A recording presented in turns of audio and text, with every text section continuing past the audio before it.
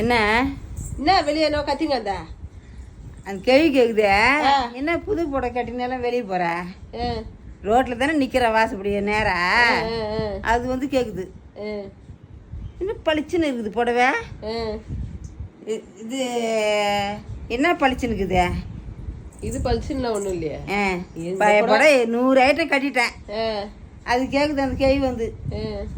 என்ன பளிச்சுன்னுக்கிற நல்லா புது புடவை கட்டிக்கணும் அப்படின்னு சொல்லி கேக்குதே போமா இது எடுத்து 15 வருஷம் ஆகுது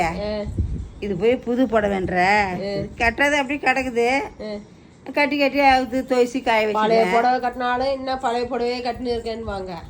புது புடவை கட்டினா என்ன புது புடவை கட்டினுக்கிறேன்னு வாங்க